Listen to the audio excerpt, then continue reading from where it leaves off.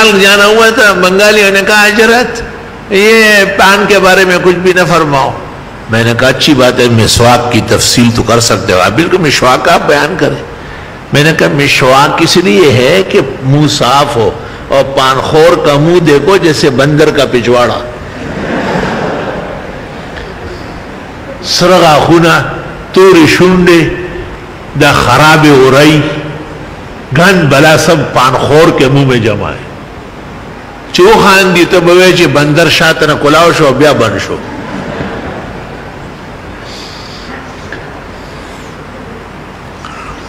حضرت مولانا سلیم اللہ خان صاحب رحمت اللہ علیہ ایک دن مجھے کہنے لگے پان کے بارے میں بہت سخت روش چل رہا ہے، بہت مشکل ہے یہ تو. مولانا حسن جان سے رحمت اللہ علیہ جب کہیں تشریف لے جاتے تھے تو پان، نسوار، سگریٹ اور تمباکو نا مکھوئی کھانا روڑو اللہ خراب آئی. تو مولانا اشرف علی صاحب کے بڑے گرویدہ تھے، حکیم الامت، اہل حق کے سپہ سالار ہیں. تو میں نے ایک دفعہ ان کو عرض کیا کہ فلاں کتاب میں حضرت نے اس کے کچھ فوائد بیان کیا. دا خوڑیر غلط کار کرنا دے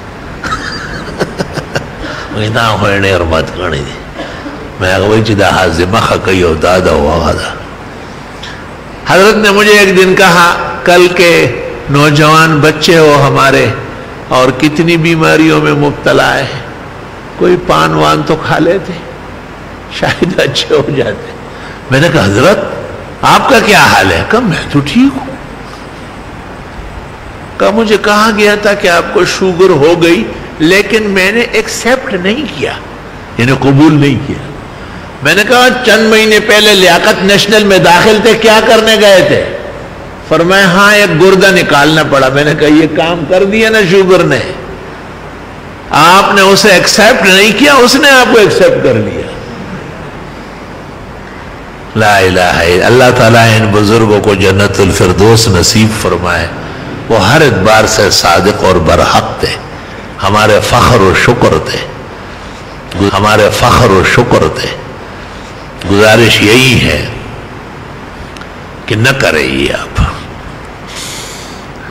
حضرت مولانا تقی اور مولانا رفیع دامت برکاتہم ہمارے طالب علمی کے زمانے میں پان کھانا چھوڑ دیا تھا.